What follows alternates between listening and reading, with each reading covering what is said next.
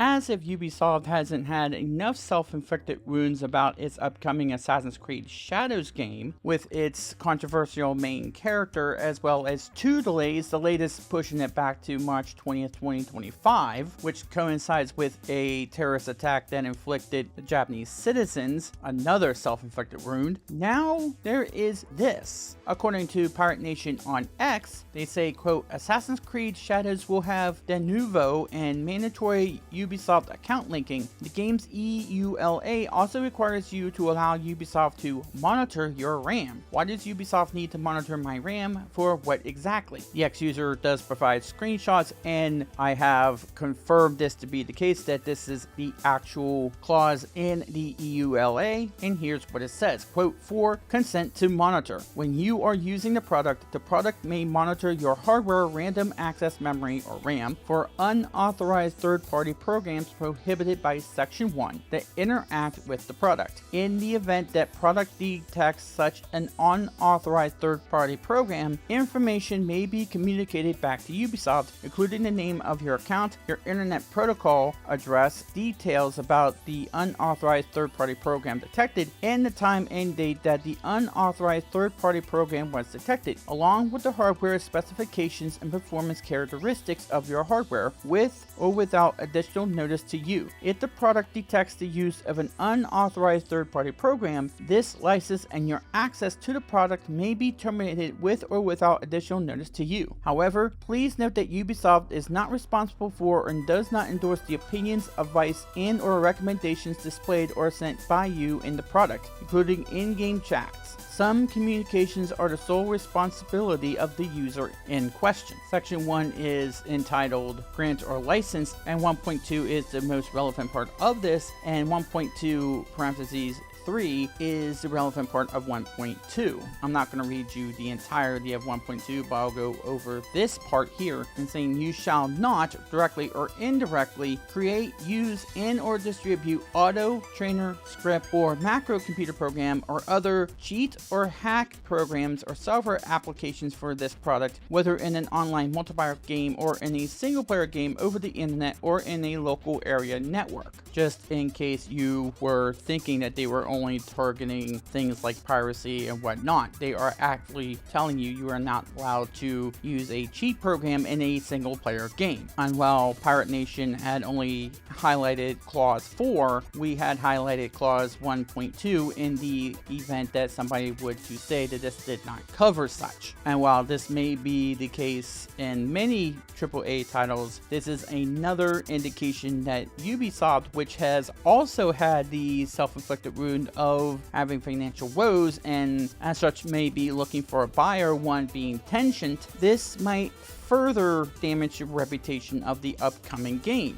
With even Domino's Pizza getting in on the Ubisoft bashing bandwagon and the continuation of the delaying of this game, and people like Sid Alpha commenting about the recent news about the EULA, stating, quote, not unsurprising, Ubisoft will want to spend money for XP boosts, money boosts, etc., and not use cheats within their single player game. If they detect cheats in this single player game, you will be denied access to the game you purchase because, as we all know, you don't own the products you purchase. You merely have paid for a license to access them. In a time where Ubisoft needs a big win just to keep from going under, they have chosen to keep their fists clenched against gamers instead of loosening their grip and be more accepting of their customers. They will never learn, and as such, they don't deserve gamers' money. And I would say if the self-inflicted wounds before about this game wasn't enough to turn you off, as the issue with the franchise becoming quite stale wasn't enough for you as it was before all of this controversy started,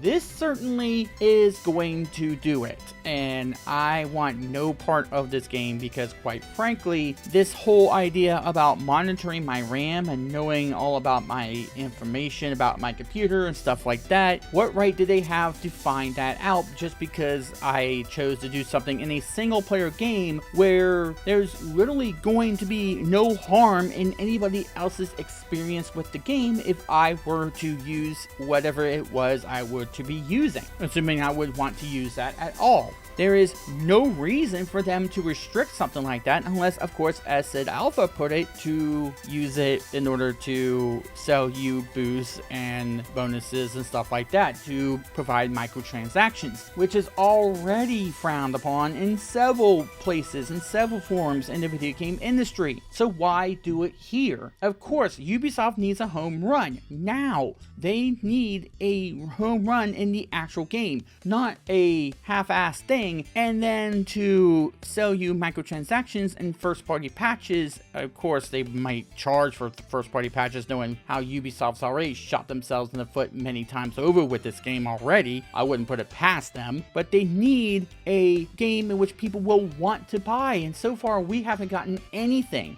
We have gotten the Star Wars Outlaws controversy, which the game itself, not just the characters involved in it, but the game as a whole, was not appealing toward anybody. And they used the controversy in order to distract people from the high price point, as with this Assassin's Creed Shadows is probably going to do as well, with this many editions and how much is going to cost you to get into the door, with $70, $80, $90, $100 price points. And I'm not even exaggerating, that's something that Star Wars Outlaws actually tried to do. And that's not counting everything else that's going on with this game right now. You're talking about the character in Assassin's Creed Shadows being very polarizing, very controversial. It's not just and I hate to have to use the term, the get woke, go broke stuff. I hate having to use that since it's so co-opted by both sides of the aisle anymore. But for lack of a better phrase, since everything else has been taken, what are we supposed to call it? It's not just that. It has nothing to do with the nationality or race of the main character. It's not just about that. Please talk about the nuance about the character. If you're going to criticize people who are complaining about that, please check on the nuance and don't just leave that out, because of course we're going to call you out. You know who you are in the YouTube sphere, and yes, YouTube specifically as these kinds of people who are trying to defend it and trying to take away the context of the argument. And if you want to find out more about it, go look up on YouTube. There's so many different videos. I don't want to go into it much here because I want to talk about the EULA, but there are so many issues concerning this that have nothing to do with people being prejudiced, because people aren't being prejudiced about this. They're actually being rather progressive, and we can go all day about that. But again, I want to get to this EULA thing too. You want to talk about the release date, pushing it to March 20th, which is coinciding with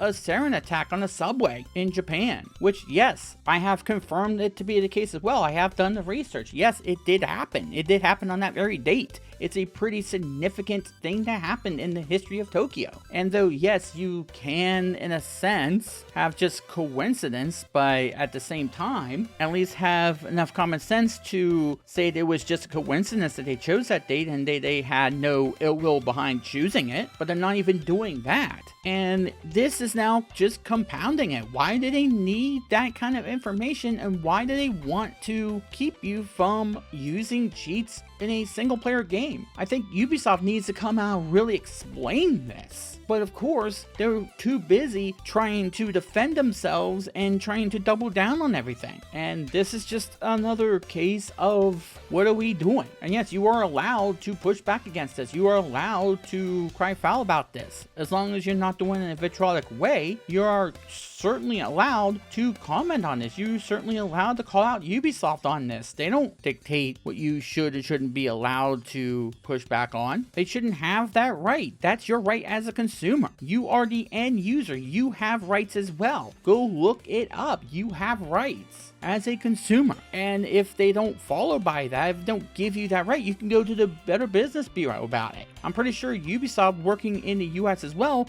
is abide by that, is abide by FTC standards and practices and rules. So yes, you do definitely have a right to call them out. I mean, you're spending that much on a game, you certainly want to make sure that you have the rights and privileges that anybody else who would buy a product would have if they bought about it. So yeah, I would definitely call upon Ubisoft to address this, as well as everything else. They shouldn't treat gamers like second-rate citizens. They are a business. If they want our business, they need to make sure they're not treating us like some istophobe when we're calling out this sort of thing from a company that seems to not care what we're saying. We're not saying to ostracize any minority character. We're not telling them to ostracize anybody who is not cis straight white male. We're telling them to treat everybody equally, to have the melting pot there, to show that there is unity among races and sexualities and orientations and nationalities and religions, as well as political ideologies, that there is some unity there, not division, and to pay attention and to treat gamers with a little bit more respect and have PR that actually is going to reach out to fans and to actually hear them out instead of calling them all sorts of labels and names, and then to respect your consumer rights. That's all they're asking. And instead of listening to that, they're trying to do the exact opposite.